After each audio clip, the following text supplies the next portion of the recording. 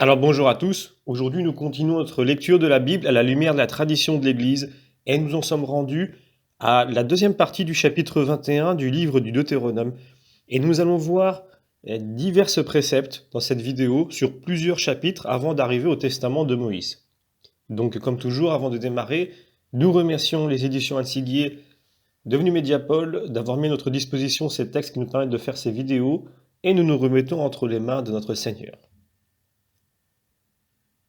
Notre Père, qui êtes aux cieux, que ton nom soit sanctifié, que ton règne vienne, que ta volonté soit faite sur la terre comme au ciel. Donne-nous aujourd'hui notre pain de ce jour. Pardonne-nous nos offenses, comme nous pardonnons aussi à ceux qui nous ont offensés. Et ne nous laisse pas entrer en tentation, mais délivre-nous du mal. Également, nous nous remettons entre les mains de notre Mère bienheureuse, la Vierge Marie. Je vous salue Marie, pleine de grâce, le Seigneur est avec vous. Vous êtes bénie entre toutes les femmes, et Jésus, le fruit de vos entrailles, est béni. Sainte Marie, Mère de Dieu, priez pour nous pauvres pécheurs, maintenant et à l'heure de notre mort. Amen. Également, nous faisons toujours cette demande spécifique à l'Esprit Saint, qu'il corrige en nous les erreurs éventuelles qui peuvent provenir d'une mauvaise formulation de ma part, ou de notre cœur imparfait qui peut recevoir de façon abstraite, incorrecte, la parole qui est donnée. Donc nous faisons pleinement confiance dans l'Esprit Saint pour faire ces corrections, nous qui sommes de bonne volonté, afin d'apprendre à mieux connaître la parole de Dieu, pas seulement pour mieux la connaître, mais surtout pour aimer davantage. Alors comme je l'ai dit, la lecture d'aujourd'hui va porter de façon parcellaire entre les chapitres 21 et 26 du livre du Deutéronome, car il y a différents préceptes que nous allons voir. Donc ça sera une vidéo un peu plus longue que d'habitude, mais elle permettra de balayer tout cet ensemble. Alors, on l'a bien compris, à la suite de ces lectures sur le livre du Deutéronome, il y a une certaine répartition finalement entre la vie civile, familiale et sociale, puis la vie religieuse. Ce que nous en distinguons d'ailleurs est insuffisant pour lier en faisceau des lois qui ont plutôt en commun l'esprit du Deutéronome que nous avons dit, donc conscience de l'élection d'Israël par le Dieu saint, exigeant en retour sainteté, rectitude morale et humanité. Alors, là, dans la partie que nous allons lire sur le chapitre 21, à partir du verset 18, il est question d'une histoire sur le fils rebelle. Je vais lire les passages, c'est seulement quelques versets. Quand un homme a un fils dévoyé et rebelle qui n'écoute plus la voix de son père ni la voix de sa mère, qui ne les écoute pas quand il le corrige, son père et sa mère le saisiront et le produiront devant les anciens de la ville à la porte du lieu qu'il habite, et ils diront aux anciens de sa ville: notre fils que voilà est dévoyé et rebelle, il n'écoute pas notre voix, c'est un débauché et un buveur. Et tous les hommes de sa ville lui jetteront des pierres, et il mourra. Tu ôteras le mal du milieu de toi, et tout Israël l'entendra et craindra.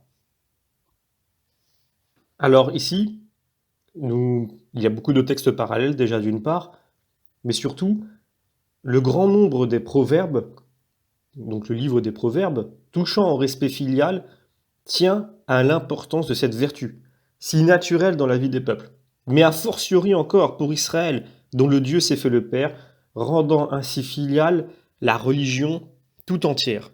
Et donc je vais vous lire quelques textes parallèles pour vous rendre compte de l'importance quand même de ce précepte. Éphésiens chapitre 6. Enfants, obéissez à vos parents, car c'est là une chose juste. Honore ton père et ta mère, c'est le premier commandement comportant une promesse, afin qu'il t'en arrive du bien et que tu vives longtemps sur la terre. Et vous, parents, ne donnez pas à vos enfants de justes motifs de murmure, mais élevez-les par l'éducation et la correction dans l'esprit du Seigneur. Également, Proverbes chapitre 19, et je vais lire plusieurs passages des Proverbes. Donc chapitre 19, corrige ton fils tant qu'il y a de l'espoir, ne te mets pas en tête de le faire mourir. Chapitre 28, qui garde la loi est un fils intelligent, qui fréquente les débauchés déshonore son père. Chapitre 23, écoute ton père, il t'a engendré, et ne méprise pas ta mère quand elle vieillit. Chapitre 30, l'œil qui se moque d'un père et méprise l'obéissance due à une mère, les corbeaux du torrent le crèveront, et les petits de l'aigle le dévoreront. Isaïe chapitre 1, cieux écoutez, et que la terre tende l'oreille, car Yahvé parle. J'ai élevé des enfants, je les ai fait grandir, mais ils se sont révoltés contre moi. Alors on comprend bien effectivement pourquoi la Bible met l'accent sur l'éducation des enfants. Déjà premièrement, vous l'avez compris, nos enfants ne nous appartiennent pas complètement. Ils ont un Père dans les cieux. Et donc, nous avons la responsabilité de donner une éducation qui correspond à notre vocation de parents. Et parce que Dieu a voulu que nous soyons aussi, je dirais, presque créateurs, géniteurs, par subsidiarité, eh bien, nous le tenons de lui. Et donc, nous avons la responsabilité, c'est une vocation d'être parents, que de donner une éducation qui soit conforme à celle que Dieu veut que nous donnions à nos enfants. Non pas que ce soit quelque chose qui vient d'en haut, une prescription d'en haut, dans le sens qu'il faut faire comme ça, mais il y a une ligne à tracer. Vous savez, Dieu tient à la liberté de chacun, et évidemment, et aussi à celle de nos enfants, bien qu'il faille au départ, quand ils sont tout petits, il n'y a pas vraiment de liberté, et cette liberté grandit avec le temps. C'est-à-dire qu'au départ, un enfant, il n'a pas le choix. Il doit finir son assiette, il doit manger le légume, sinon il n'a pas de dessert. S'il n'est pas gentil, il n'aura pas de cadeau, etc., etc. C'est l'éducation classique, basique, et plus l'enfant grandit, avec les préceptes qui lui ont été donnés, qui sont des préceptes toujours à la lumière des préceptes chrétiens, eh bien il pourra utiliser son, son libre arbitre, son intelligence, pour pouvoir poser des actes, mettre sa volonté au service du bien, et donc toujours en fonction de l'éducation qu'il a reçue de ses parents. Donc un enfant qui n'est pas dans cette voie, il est important de le reprendre, et on le voit bien dans nos sociétés aussi aujourd'hui contemporaines, qui sont un petit peu déracinées, euh, qui surtout les sociétés occidentales, qui croient de moins en moins en Dieu. Peut-être que la tendance est en train de s'inverser, je ne sais pas, mais en tout cas, on sait que depuis quelques dizaines d'années, c'est pas flamboyant. On voit aujourd'hui le résultat, avec des enfants qui sont très souvent perdus, frustrés, sans repère, qui peuvent être méchants sans raison, etc., etc. L'importance de l'éducation et d'une éducation chrétienne, c'est très important. Je ne reviendrai pas sur les dangers sur lesquels j'ai alerté sur plusieurs vidéos, sur le fait de donner cette liberté à ses enfants de faire un choix. Ce sont des idées, je dirais, néo-protestantes qui sont venues dans nos sociétés libérales qui ont choisi de faire de la liberté un absolu, une divinité, exactement cette même liberté qui est proposée à Adam et Ève par le serpent. Donc j'ai déjà beaucoup évoqué ça, donc vous l'avez bien compris. Aujourd'hui, la liberté se trouve en Dieu, et Dieu respecte la liberté de chacun, mais cette liberté ne peut pas être pleine et éclairée si elle n'est pas en connaissance de cause. Donc quelqu'un qui est dans l'ignorance ne peut pas être libre et ne peut pas faire de choix. Alors je continue avec maintenant le chapitre 22, je reste sur le chapitre 21, le verset 22 jusque la fin du chapitre. Donc je lis les passages en question. Si un homme chargé d'un péché qui mérite la mort a été mis à mort, et que tu l'aies pendu à un arbre, tu ne laisseras pas son cadavre passer la nuit sur l'arbre, mais tu le mettras au tombeau le jour même, car un pendu est une malédiction de Dieu. Tu ne rendras pas impure la terre que Yahvé ton Dieu te donne comme héritage. Alors, il y a quand même ce paragraphe qui est particulier, qui est mis au milieu d'un ensemble de préceptes sur la vie familiale et quotidienne entre voisins, et donc cette insertion paraît curieuse. Mais il est vrai que cette disposition de la loi ancienne annonce l'ensevelissement précipité du Christ, on l'a bien compris, comme cela vient parfaitement à la suite des dispositions contre le Fils rebelle, que nous sommes tous finalement envers notre Père des cieux et dont le Christ a précisément pris sur lui le châtiment. Et donc c'est très logique. Un pendu est une malédiction de Dieu. Je reviens sur ce passage. C'est important parce qu'il est souvent mal compris et quelquefois il est même sujet pour dire que il y a une contradiction dans la Bible avec cette façon dont le Christ a été crucifié. Alors la malédiction de Dieu, c'est non au sens que cette mort serait causée par cette malédiction, mais parce que l'exemple terrible que donne cette mort exposée sur une sorte de pilori est le signe de l'état où se trouve l'âme rebelle, séparée du Dieu de toute bénédiction. Et donc l'hébreu peut d'ailleurs traduire de la façon suivante: un pendu est maudit de Dieu, comme le fait d'ailleurs la Vulgate. Alors, Pour éclairer ce passage, cette précision, il peut être intéressant de prendre un commentaire de Rupert de Dutz qui dit ceci. La lettre de la vérité hébraïque dit « Il est maudit de Dieu celui qui pend au bois ». Elle ne dit pas « Qu'il soit maudit de Dieu celui qui pend au bois ». C'est une énonciation, non une imprécation. Et maintenant, voyons quelle est l'intention de cet énoncé de malédiction, surtout qu'on ordonne d'ensevelir le supplicié précisément parce qu'il est maudit de Dieu. N'est-ce donc pas une bénédiction pour les morts de recevoir la sépulture? Et n'est-ce pas au contraire une malédiction que d'être privé de sépulture? Ainsi qu'il fut condamné par un terrible verdict un roi qu'il avait bien mérité. Tu seras enseveli de la sépulture des ânes, ce qui veut dire aucune sépulture. Jérémie chapitre 22. Les saints, les grands ancêtres et patriarches, n'ont-ils pas recommandé avec soin d'ensevelir leurs corps, et parfois même de les transférer? N'ont-ils pas attaché un grand prix à être ensevelis, et non pas n'importe où, mais dans les sépulcres de leurs pères?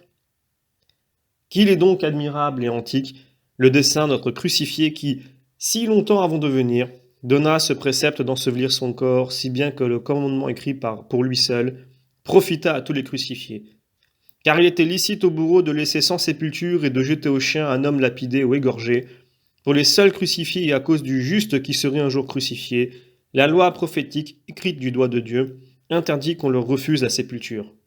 Ne croyez-vous pas que l'esprit prophétique de notre crucifié rugissait dans le cœur de Moïse avec des gémissements inérables, tandis que celui-ci écrivait une telle loi? Tous les crucifiés seraient ensevelis en vertu de la loi, afin que cet unique crucifié, pour le salut du monde et maudit par Dieu, ne manquât pas de sépulture. Et notez que ce maudit par Dieu ne se lit dans aucune des malédictions de la loi. Par exemple, quand la loi dit « Tu seras maudit dans la ville, maudit dans les champs », nulle part n'ajoute « par Dieu », sinon en ce seul verset. Pourquoi? Sinon que le Christ crucifié est seul maudit par Dieu, en ce sens que Dieu a posé sur lui, comme le dit le prophète, les iniquités de tous. Que soit donc enseveli, dit la loi, celui qui pend au bois, car un jour il y en aura un qui pendra au bois et qui sera maudit par Dieu, dis-je, faisant peser sur lui toutes les malédictions du genre humain. Je commence maintenant avec le chapitre 22, où nous allons voir différents préceptes à nouveau. D'abord le précepte de l'entraide. Quand tu verras errer le bœuf de ton frère ou sa brebis, tu ne t'en détourneras pas, tu dois les ramener à ton frère. Si ton frère n'est pas de ton voisinage et que tu ne le connaisses pas, tu recueilleras la bête chez toi, et il y restera jusqu'à ce que ton frère la réclame, et alors tu la lui rendras. Tu feras de même pour son âne, et tu feras de même pour son manteau, et tu feras de même pour tout ce que ton frère aura perdu, qui aura été perdu par lui et que tu auras trouvé. Tu n'as pas le droit de te détourner. Quand tu verras l'âne de ton frère ou son bœuf tomber sur la route, tu ne t'en détourneras pas, tu dois aider ton frère à les relever. Alors voilà, c'est la vie quotidienne finalement, la loi du Christ, tout simplement. On prend Galates chapitre 6, un texte parallèle. Portez les fardeaux les uns des autres, ainsi vous accomplirez la loi du Christ. Donc en faisant le bien, ne nous lassons pas, viendra le temps où nous moissonnerons si nous ne nous relâchons pas.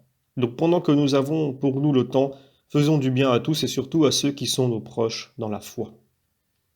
Alors tout à l'heure, je ne vous ai pas lu de texte parallèle par rapport au pendu. Il y en a plusieurs, mais je vais en reprendre un. Galates chapitre 3.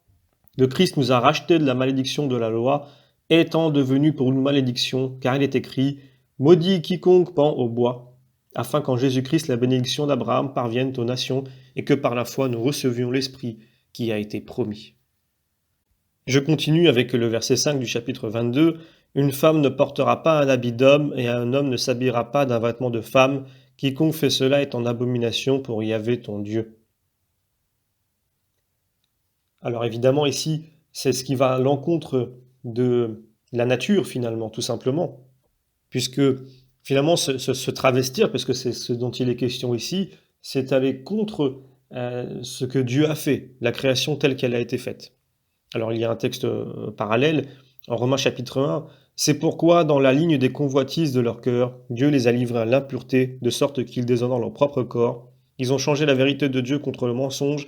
Ils ont honoré et servi la créature au lieu du Créateur, qui est béni éternellement. Amen. » Je continue maintenant avec les versets 6 et 7. Si dans ton chemin tu rencontres devant toi un nid d'oiseaux, sur un arbre ou à terre, avec des petits ou des œufs, et la mère couchée sur les petits ou sur les œufs, tu ne prendras pas la mère sur les petits. Tu laisseras aller la mère et tu prendras pour toi les petits afin qu'il t'en arrive du bien et que tes jours soient prolongés. Alors voilà encore un exemple de précepte finalement on voit bien l'humanité du Deutéronome, ce souci, on pourrait se dire tout simplement, il vient de la loi divine. C'est-à-dire que puisque Dieu s'occupe du moindre passereau et qu'il a souci de l'humble, quoi d'étonnant s'il légifère à ce propos?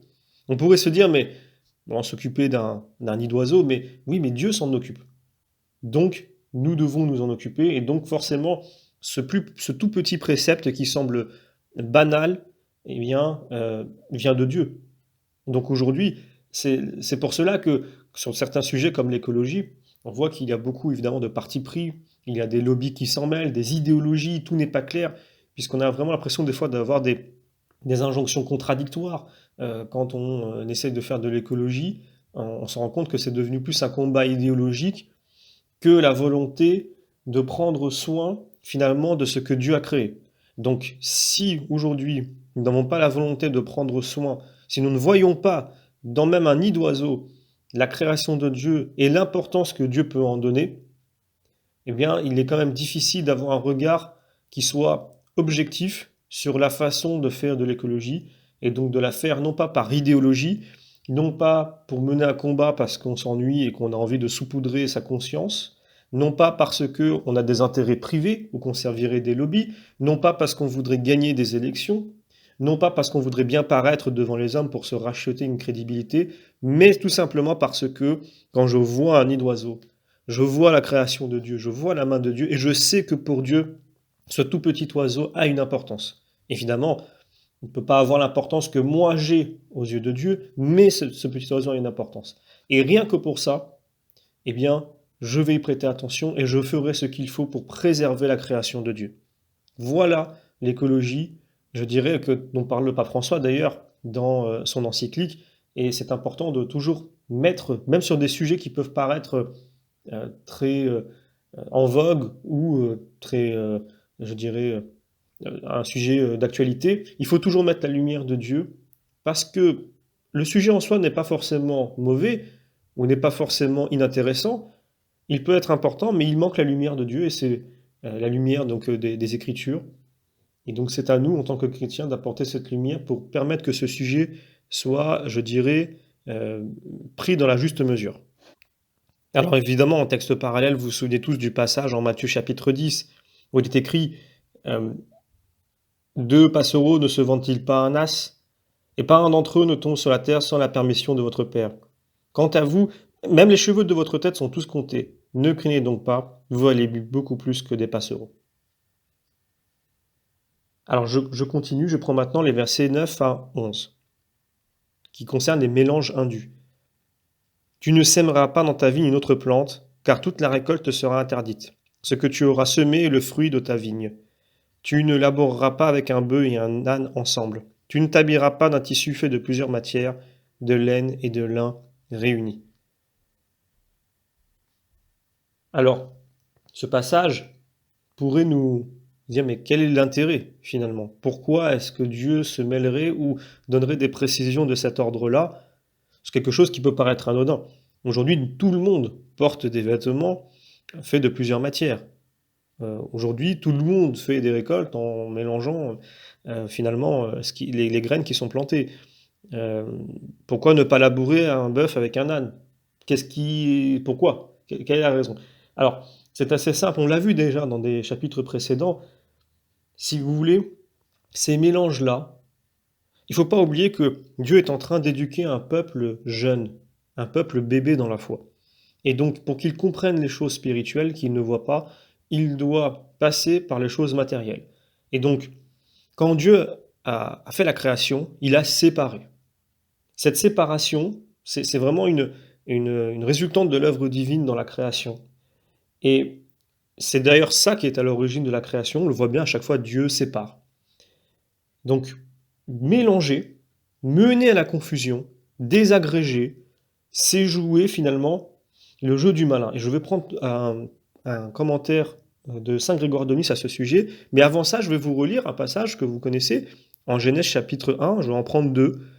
Et Dieu dit que la terre produise l'herbe verte et faisant semence, et l'arbre à fruits donnant du fruit selon son espèce, et qu'il est en lui-même sa semence. Et en verset 25, et Dieu fit les animaux terrestres suivant leurs espèces, les bestiaux et tout ce qui bouge au sol, chacun selon son espèce, et Dieu vit que cela était bon. Voilà, donc c'est très simple à comprendre. Dieu est un Dieu de clarté. Dieu est un Dieu où il n'y a pas de confusion, il n'y a pas de mélange, où il n'y a pas d'abstract, il n'y a rien d'abstrait. Les choses sont claires. Le bien n'est pas le mal. La lumière n'est pas l'obscurité. Et c'est important de le comprendre et de ne pas mélanger ces choses parce que c'est quand la vérité, le mensonge, le bien et le mal se mélangent que le bien est infecté, que la lumière est infectée. Ce n'est pas le contraire. Et donc, c'est comme ça que le malin fonctionne. C'est là où il est le plus fort, c'est quand il mélange deux choses contraires ou une vérité et un mensonge. Et à la fin, on ne sait plus distinguer les deux.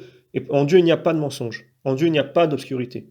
Et donc ça, c'est un point important. Mais pour le comprendre, Dieu est passé finalement par une pédagogie très simple, qui peut aujourd'hui nous paraître banale ou même peut nous questionner, mais en réalité, c'est tout à fait approprié. Les choses immatérielles se comprennent par les choses matérielles. Et je dirais même plus loin, le monde matériel aujourd'hui a pour but vraiment de nous faire comprendre les choses qu'on ne voit pas par les choses que l'on voit. Donc je vais lire ce passage de Saint Grégoire de Nice. Le bienheureux Moïse a dit « Tu n'attelleras pas ensemble dans ton aire des animaux de diverses espèces telles qu'un bœuf et un âne, mais tu abattras ton grain en mettant sous le joug les animaux de même espèce. Tu ne tisseras pas de lin avec de la laine dans un même vêtement. Dans le sol de la terre, tu ne sèmeras pas deux graines différentes l'une sur l'autre dans la même année. Tu n'accoupleras pas deux animaux d'espèces différentes, mais tu mettras ensemble ceux de la même espèce. » Alors, que veulent dire ces énigmes pour le saint? Qu'il ne faut pas semer dans la même âme le vice et la vertu, partager sa vie entre des contraires, cultiver à la fois les épines et le froment. Il ne faut pas que l'épouse du Christ commette l'adultère avec les ennemis du Christ. Elle ne peut enfanter d'une part la lumière et d'autre part les ténèbres. Car ces choses ne sont pas faites pour aller ensemble, ni les parties de la vertu avec celles du vice. Quelle amitié pourrait se nouer entre la modération et l'intempérance? Quel accord entre la justice et l'injustice? Quelle société entre la lumière et les ténèbres? N'arrivera-t-il pas infailliblement que l'un cédera le terrain à l'autre et ne voudra pas rester en face de l'assaillant? Il est donc nécessaire que le sage agriculteur répande comme d'une source bonne à boire les eaux pures de la vie sans mélange d'aucun bourbier, car il ne doit connaître que les seules récoltes de Dieu et y travailler persévérément toute la vie. Alors, même si une pensée étrangère vient à pousser à couvert des fruits de la vertu, celui qui voit tout regardera tes labeurs et rapidement, par sa propre puissance, il tranchera cette racine de mauvaises pensées, fausses et cachées, avant qu'elles ne germent. Car si quelqu'un persévère au labeur de la vertu, la grâce de l'esprit l'accompagne en détruisant au plus tôt les semences du vice, et il est impossible que celui qui adhère toujours à Dieu perde l'espérance ou soit laissé sans secours. Je continue, je passe maintenant au chapitre 23 et je prends les versets, je dirais 13 à 15. Tu auras un lieu retiré au dehors du camp où tu sortiras à l'écart. Car Yahvé ton Dieu se promet au milieu de ton camp pour te protéger et pour livrer tes ennemis devant toi. Ton camp sera donc saint, et Yahvé n'y verra pas quelque chose d'impur, car alors ils se détourneraient de t'accompagner. Alors il y a un texte parallèle, Matthieu chapitre 15. Ne comprenez-vous pas que tout ce qui entre dans la bouche va dans le ventre et est rejeté dans un lieu à l'écart? Mais ce qui sort de la bouche vient du cœur, et cela qui souille l'homme. Car c'est du cœur que viennent les mauvais desseins, les meurtres, les adultères, la débauche, les vols, les faux témoignages, les blasphèmes. Voilà ce qui souille l'homme, mais manger sans se laver les mains, cela ne souille pas l'homme. Alors voilà, ici nous avons une loi qui n'est pas interprétée en un sens uniquement matériel. On vient de le comprendre avec le texte parallèle. Donc ce n'est pas dire qu'elle néglige les nécessités des plus humbles, mais alors même ce qui est visé, c'est la sainteté du peuple de Dieu, jusque dans son environnement, dirait-on aujourd'hui. Voilà ce qu'il faut toujours avoir à l'esprit. Ces lois ne servent qu'à la sainteté. Elles n'ont pas de but en soi, C'est-à-dire que de dire, bah moi aujourd'hui, je vais décider, je vais reprendre l'exemple précédent, de ne pas mélanger un vêtement avec deux tissus différents, en soi, ça n'a aucun intérêt si dans notre esprit, cela ne se traduit pas par une plus grande compréhension de la nécessité finalement de distinguer entre deux choses qui ne se mélangent pas, et donc dans un esprit de bien comprendre que la sainteté ne se mélange pas avec une vie de péché. Et donc je peux prendre d'autres exemples, on les a déjà donnés avant, mais tout ça pour dire que même pour des choses plus basiques que l'on entend plus souvent comme le jeûne, il est inutile de faire un jeûne si derrière le but n'est pas de l'allier à la prière pour être dans une condition plus proche de l'humilité et de la pauvreté de Dieu. Dire je jeûne parce qu'il faut jeûner, ça ne sert à rien. Dire je jeûne parce que c'est comme ça dans ma religion, ça ne sert à rien. S'il n'y a pas derrière un but qui mène à la sainteté. Et donc à l'amour de Dieu et à l'amour de son prochain à cause de Dieu. Alors il y a plein de petits préceptes encore. L'esclave fugitif au verset 16. Tu ne livreras pas à son maître un esclave qui se sauve de chez son maître et vient auprès de toi. Il habitera avec toi dans le lieu qu'il choisira, dans l'une de tes vignes, où bon lui semblera. Ne les moleste pas. Voilà, donc accueillir l'esclave, c'est tout simplement être contre la dureté des institutions, non seulement l'humanité, mais la fraternité chrétienne. Ensuite, il y a également l'accomplissement des vœux. Quand tu avoueras un vœu à Yahvé ton Dieu, tu ne tarderas pas à l'accomplir, et car certainement, Yahvé ton Dieu t'en demanderait compte et tu porterais un péché.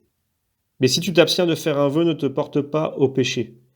Le vœu sorti de tes lèvres, tu le garderas et tu l'exécuteras, selon que tu l'as voué à Yahvé ton Dieu. C'est une offrande volontaire que ta bouche a promise. Voilà, donc avoir une parole qui soit vraie. Alors tout à l'heure, je vous ai pas lu un texte parallèle sur l'esclave fugitif. Reçois-le, c'est en Philémon, reçois-le désormais non plus comme un esclave, mais comme un frère bien-aimé. Au lieu d'un esclave, il m'est extrêmement cher à moi, combien plus encore à toi, et selon la chair et dans le Seigneur. Et pour l'accomplissement des vœux, Qoéleth chapitre 5. Quand tu voues un vœu à Yahvé, ne tarde pas à l'accomplir, car les insensés ne sont pas agréés. Ce que tu as voué, accomplis-le. Mieux vaut ne pas faire de vœu que de faire un vœu et ne pas l'accomplir. Voilà, donc on a aussi le droit du passant. Quand tu rentreras dans la vigne de ton prochain, tu pourras manger des raisins et de quoi rassasier ton désir, mais tu n'en mettras pas dans ton panier. Quand tu entreras dans les blés mûrs de ton prochain, tu pourras cueillir des épis avec la main, mais tu ne lèveras pas la faucille sur les blés mûrs de ton prochain. Voilà, donc nous avons également sur la répudiation, et là nous passons au chapitre 24. Nous allons commencer la lecture par les versets 1 à 6. Quand un homme prend une femme et l'épouse, s'il arrive qu'elle ne trouve pas grâce à ses yeux parce qu'il a trouvé en elle un défaut déplaisant, il lui rédigera une lettre de répudiation et la lui mettra en main et il la renverra dans sa maison. De sa maison. Elle sortira de sa maison et s'en ira. Si après cela elle appartient à un autre homme et que ce deuxième homme la prenne en aversion, lui rédige une lettre de répudiation et la lui mette en main, il la renvoie de sa maison. Ou si ce deuxième homme qui l'a prise pour femme vient à mourir, le premier homme qui l'a renvoyée ne pourra la prendre à nouveau pour être sa femme car elle est devenue impure. Ce serait une abomination devant Yahvé. Tu ne dois pas faire pécher le pays que Yahvé ton Dieu te donne en héritage. Alors, il y a les textes parallèles. Jérémie chapitre 3. On dit « Voici un homme a renvoyé sa femme, elle est partie de chez lui, et elle a appartenu à un autre homme. Peut-elle encore revenir vers elle ?» Car, cette terre n'en serait-elle pas profanée? Or tu t'es prostitué à de nombreux amants, et tu pourras revenir à moi. Je prends également Matthieu chapitre 5. Il a été dit que celui qui renvoie sa femme lui donne un libelle de divorce. Et moi je vous dis, quiconque renvoie sa femme, hormis le cas de prostitution, lui fait commettre l'adultère, et celui qui prend la femme renvoyée commet l'adultère. Alors, le parallélisme, comme le sens habituellement sombre des prédictions de Jérémie que nous avons lues, porterait à comprendre que le retour en grâce d'Israël, infidèle à son Dieu, lui est interdit. D'où la traduction habituelle du dernier vers, où triompherait l'indignation, et tu reviendras à moi, ou tu prétends revenir à moi, ça marche aussi. Mais l'écriture tout entière témoigne bien plutôt de la miséricorde inlassable de Dieu qui, au moindre signe de repentir, pardonne. Jérémie lui-même, que prêche-t-il en définitive sinon cette miséricorde, mais conditionnée par une conversion véritable? D'où l'interprétation miséricordieuse de la Vulgate qui n'est donc pas abusive. Reviens à moi et je t'accueillerai. Pour laisser ouvert ce sens favorable, nous préférons au conditionnel d'indignation le futur miséricordieux, tu pourras revenir à moi. En tout cas, Jérémie nous montre que le précepte du Deutéronome ne vaut pas seulement du mariage entre l'homme et la femme, mais de l'alliance nuptiale de l'homme avec son Dieu. Et si elle se trouve conclue dans l'incarnation rédemptrice du Christ, de sorte que le lien conjugal prenne désormais la force du sacrement, signe visible du grand mystère de l'union du Christ et de l'Église, comment ce lien ne serait-il pas plus indissoluble encore dans la nouvelle alliance que dans la loi de Moïse? Nous l'avons vu en lisant, ou je vais vous lire plutôt, je vous l'ai lu, le Matthieu chapitre 5, donc sur la femme qui est renvoyée avec un libelle de divorce. Je continue et je prends maintenant les versets 6 à 22. On ne prendra pas en gage les meules, ni les moulins, car ce serait prendre en gage la vie. Quand tu feras un prêt quelconque à ton prochain, tu n'entreras pas dans sa maison pour prendre son gage. Tu te tiendras au dehors, et l'homme à qui tu te prêtes sortira pour te donner son gage dehors. Si l'homme est pauvre, tu ne coucheras pas avec son gage. Tu lui rendras son gage au coucher du soleil, il se couchera dans son manteau et il te bénira, et tu auras pratiqué la justice devant Yahvé ton Dieu. Tu ne feras pas tort aux mercenaires pauvres et indigents, qui soient de tes frères ou de tes hôtes, qui se trouvent dans ton pays, dans tes portes. Le jour même, tu lui donneras son salaire, et le soleil ne se couchera pas qu'il ne l'ait reçu, car il est pauvre et son âme est tendue vers ce salaire. Ainsi, il n'en appellera pas Yahvé contre toi, et tu ne seras pas chargé d'un péché.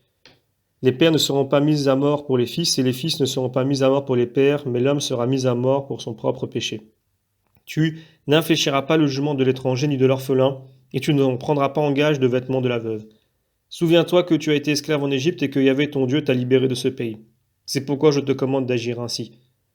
Quand tu moissonneras ta moisson dans ton champ et que tu auras oublié une gerbe dans ton champ, tu ne reviendras pas la prendre, elle sera pour l'étranger, l'orphelin, la veuve, ainsi que Yahvé, afin que Yahvé ton Dieu te bénisse dans toutes les œuvres de tes mains.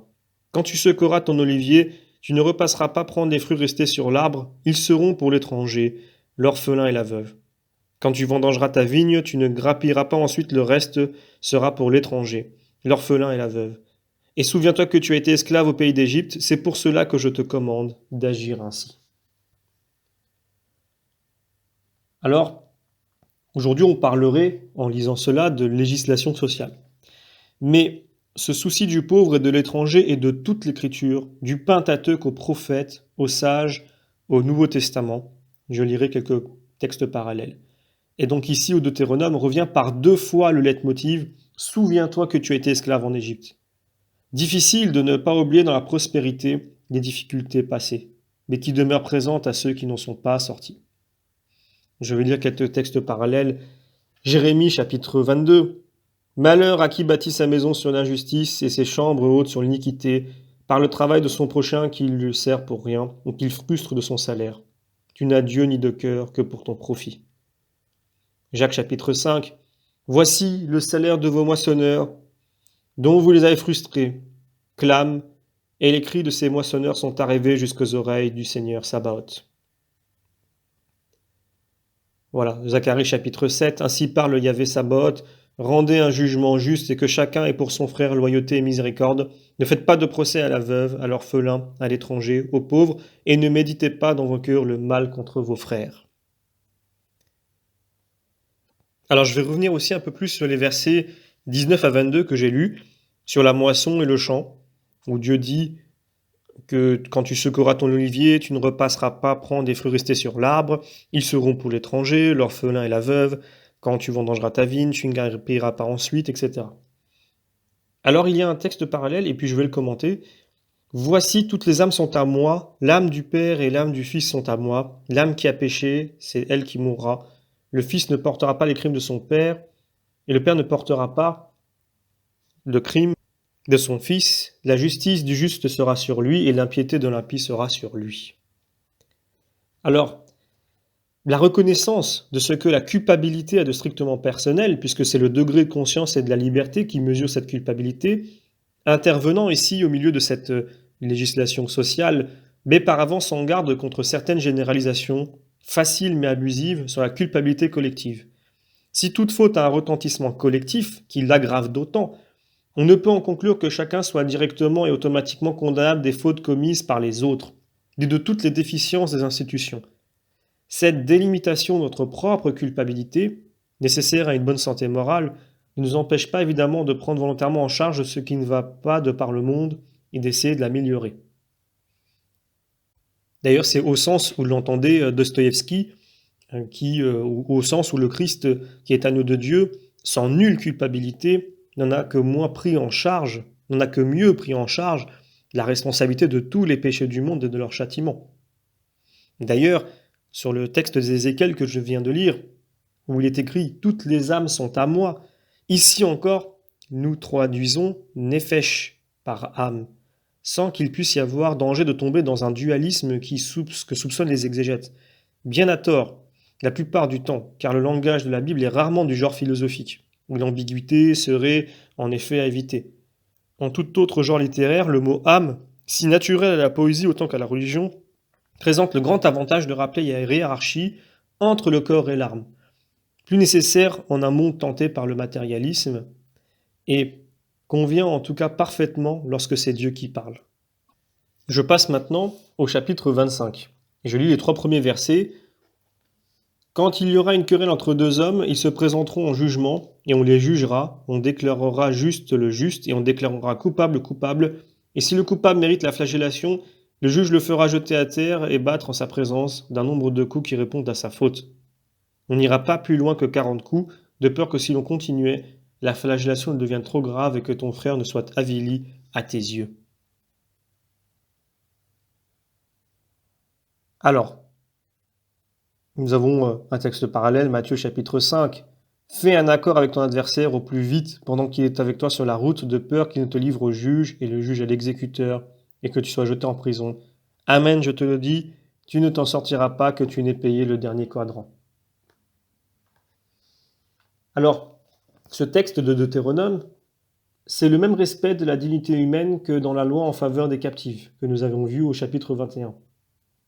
Le Nouveau Testament prévient cette revendication d'être connu juste et d'obtenir le châtiment du coupable par l'avertissement évangélique. Remettez les dettes que l'on a envers vous si vous ne voulez pas que Dieu soit impitoyable à réclamer vos dettes incomparablement plus grandes envers lui.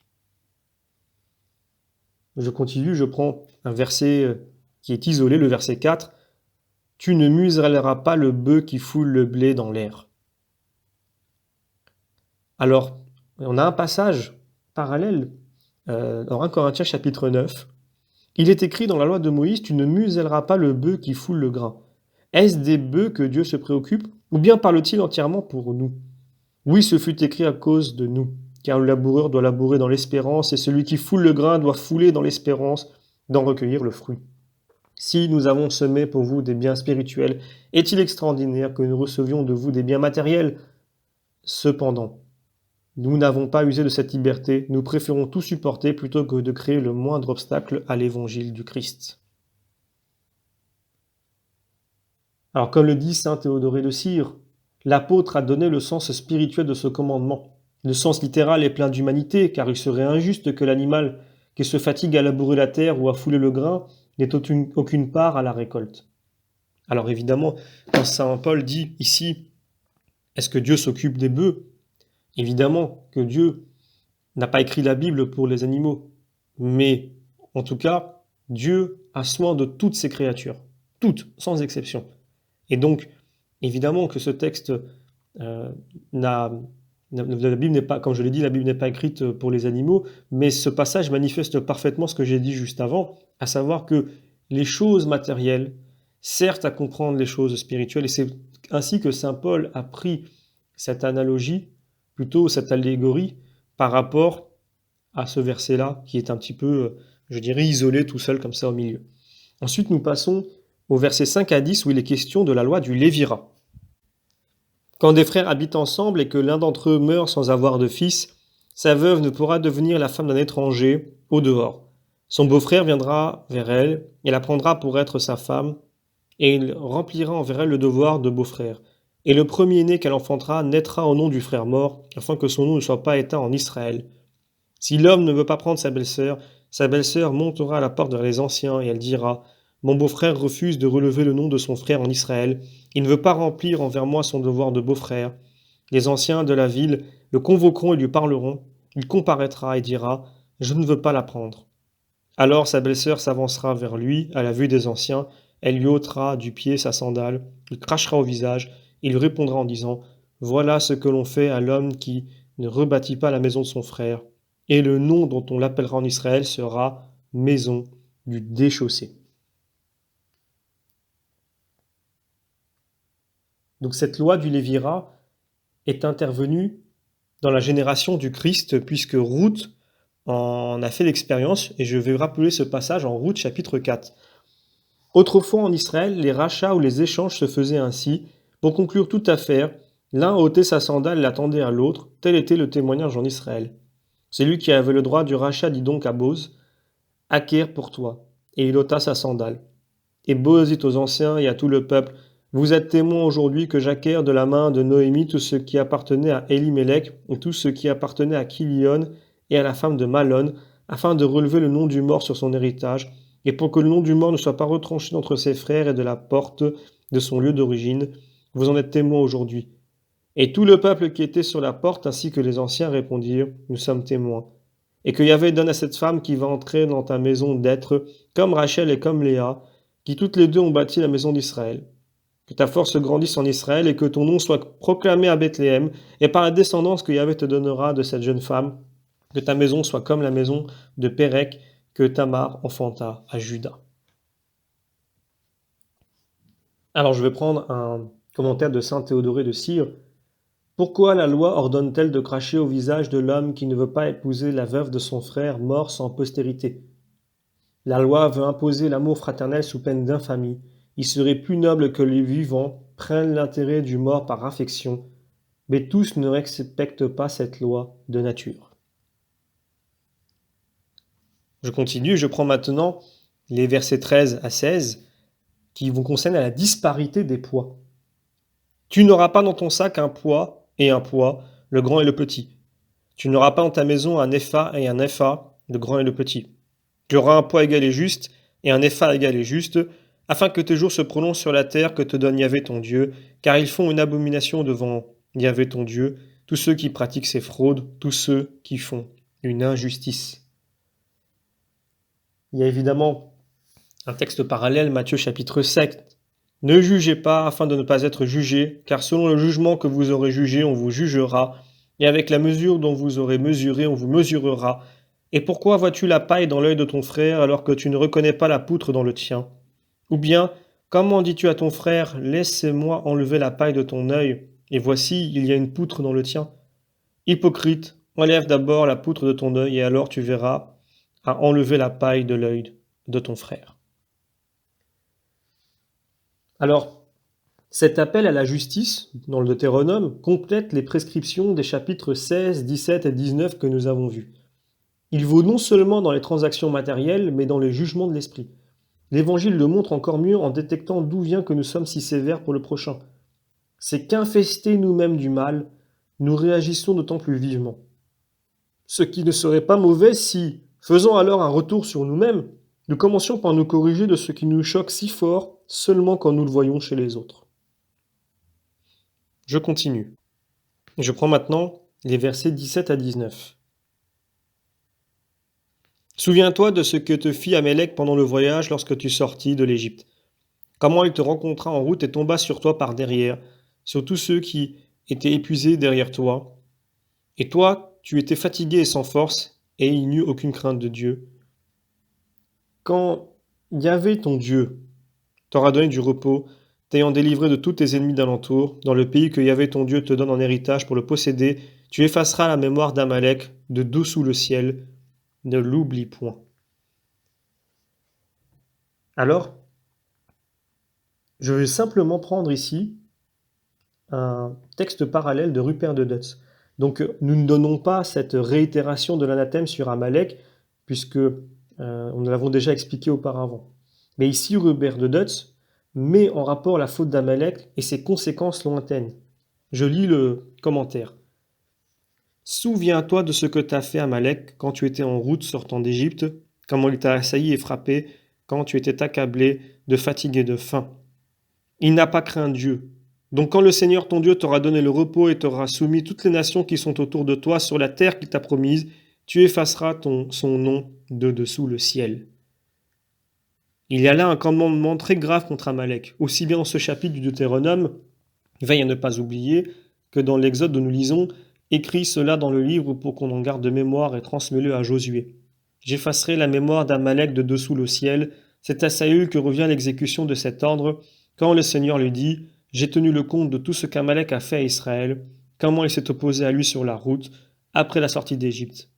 Maintenant donc, va et frappe Amalek. » Il n'est donc pas étonnant que Saül ait été rejeté irrémédiablement pour sa faute quand il épargna Agag, roi d'Amalek, quand il transgressait l'ordre qui avait été répété jusqu'à 3 fois.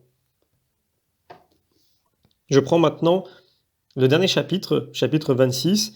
Je vais lire les versets 1 à 11, et il sera question de l'offrande des prémices.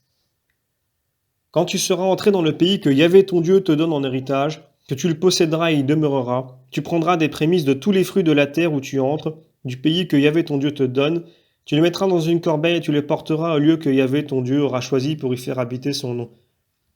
Tu viendras vers le prêtre qui exerce sa fonction en ces jours-là et tu lui diras « Aujourd'hui je déclare à Yahvé ton Dieu que je suis entré au pays que Yahvé a juré à nos pères de nous donner. » Le prêtre prendra de tes mains la corbeille et il la déposera devant l'autel de Yahvé ton Dieu. Alors tu prendras la parole et tu diras, en présence de Yahvé ton Dieu, « Mon père était un araméen errant. Il descendit en Égypte et y séjourna comme étranger avec un petit nombre d'hommes, et là, il devint une grande nation puissante et nombreuse. Mais les Égyptiens nous maltraitèrent et nous accablèrent, et ils nous imposèrent une dure servitude. Nous avons crié vers Yahvé, le Dieu de nos pères. Yahvé a écouté notre voix et il a vu notre humiliation, notre tourment et notre affliction. Yahvé nous a fait sortir d'Égypte à main forte et à bras tendus par une grande terreur, des signes et des prodiges. Puis il nous a introduits en ce lieu et nous a donné ce pays, une terre où coule le lait et le miel. Et maintenant voici, j'apporte les prémices des fruits de la terre que tu m'as donnée, Yahvé. Et tu les déposeras devant Yahvé ton Dieu, et tu te prosterneras en présence de Yahvé ton Dieu, et tu te réjouiras de tous les biens que t'a donné Yahvé ton Dieu, à toi et à ta maison.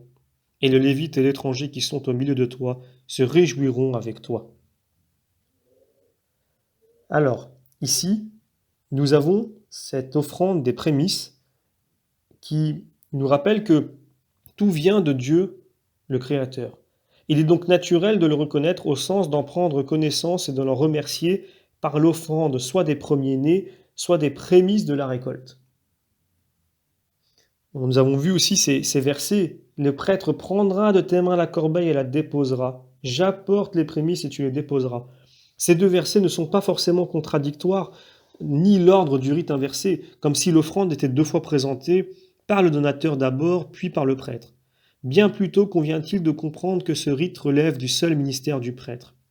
Mais celui-ci est si bien habillé à le faire au nom des hommes qu'il représente devant Dieu, que par son office, c'est bien le donateur lui-même qui peut être assuré d'avoir déposé les prémices devant Dieu.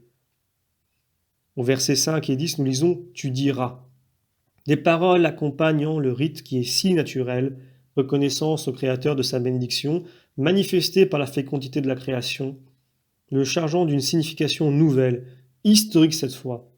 La récolte témoignant que Dieu a tenu la promesse faite à Abraham en délivrant son peuple de l'esclavage d'Égypte et en lui donnant de s'établir en terre de Canaan. Donc la déclaration qui est prescrite au verset 5 et 9, les dimensions d'une profession de foi à peu près unique dans l'Ancien Testament. En revanche, le fait que son contenu soit exclusivement historique est normal dans la Bible. Les événements cités sont ceux de l'ensemble du Pentateuque, mais plutôt qu'une formule très ancienne qui aura servi de canevas au récit de Genèse et Exode, ces versets apparaissent comme un résumé de la première partie du livre. L'abondance de formules deutéronomiques en est une preuve. C'est un commentaire de Puy et Leclerc. Alors, il y a évidemment beaucoup de textes parallèles. 1 Corinthiens chapitre 15. Le Christ est venu ressusciter des morts, prémisse de ceux qui dorment. Éphésiens chapitre 2, Dieu est riche en miséricorde à cause de l'extraordinaire charité dont il nous a aimés, alors même que nous étions morts par nos péchés. Il nous a fait revivre avec le Christ, et c'est par grâce que vous êtes sauvés. Il nous a ressuscités avec lui, nous a fait asseoir avec lui dans les cieux, cela dans le Christ Jésus. 2 Corinthiens chapitre 5, celui qui nous a façonnés pour cela même, c'est Dieu, et il nous a donné les arts de l'esprit. Romains chapitre 8, et même nous, qui avons déjà reçu les arts de l'esprit, nous gémissons en nous-mêmes, attendant anxieusement la pleine filiation, la rédemption de notre corps. Alors je vais m'attarder sur le verset 5, où nous lisons « Mon père était un araméen errant ». Alors tel est le sens obvi de l'hébreu retrouvé d'abord par l'exégèse juive du XIIe siècle, puis chrétienne du XVIe siècle, aujourd'hui unanimement reconnue. Mais depuis le IIIe ou IVe siècle avant notre ère jusqu'au XIIe siècle, juifs et chrétiens avaient compris la phrase en sens inverse. L'araméen chercha à perdre mon père. Ce père étant Jacob, comme l'indique la suite, l'araméen serait alors Laban, quand il poursuivit son gendre parti avec les 2 filles qu'il lui avait données, Léa et Rachel, ses enfants et tous ses troupeaux. Alors, je vais prendre un commentaire, vous allez comprendre pourquoi je prends ce commentaire.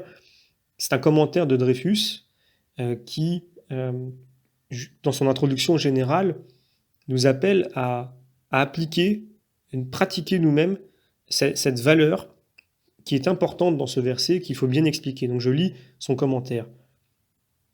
Avec l'introduction « L'araméen voulait tuer mon père », le petit credo du Deutéronome chapitre 26 versets 5 à 10 recevait une dimension nouvelle qui favorisait son actualisation à toutes les étapes du peuple de Dieu. La sortie de l'Égypte, qui était le centre de cette profession de foi, était ainsi arrachée à sa contingence événementielle pour devenir une constante de l'histoire d'Israël. Ce n'était plus seulement un événement isolé, singulier, mais le 2e épisode de l'histoire d'une délivrance qui avait commencé avec Jacob, sauvé de la mort que Laban voulait lui faire subir.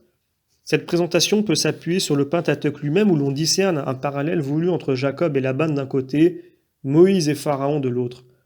On voit dès lors la richesse doctrinale de cette interprétation qui fait du Deutéronome chapitre 26 versets 5 à 10 une clé donnant le sens de tous les épisodes où Israël a été sauvé par Dieu de l'anéantissement menaçant.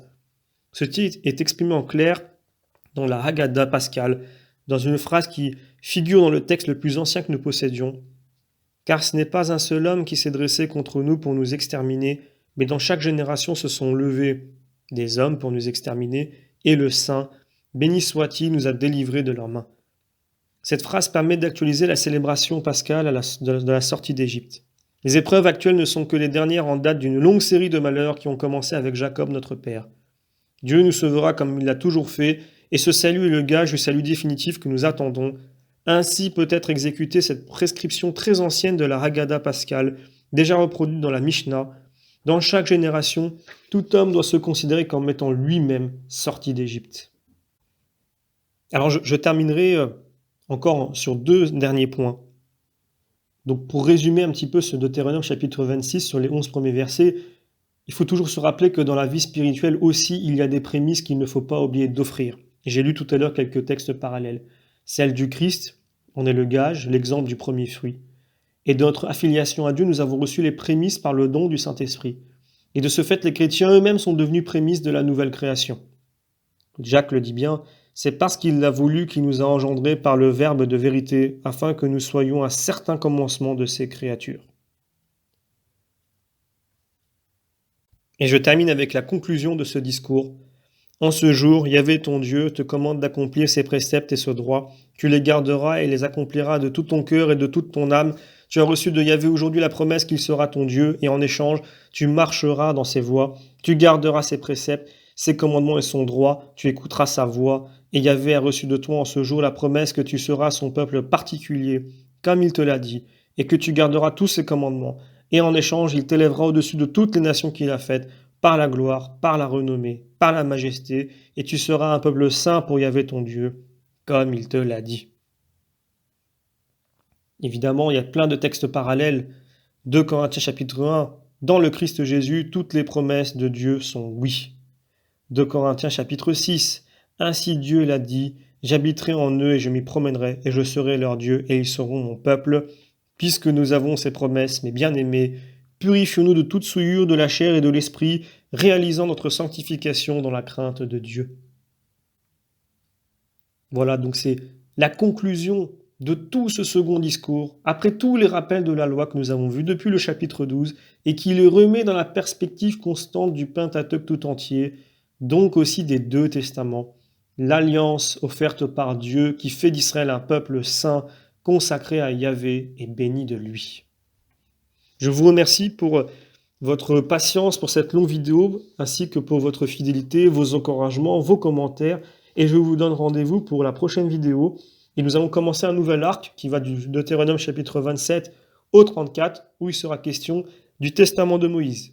Je vous donne rendez-vous pour la prochaine vidéo et vous dis à très bientôt.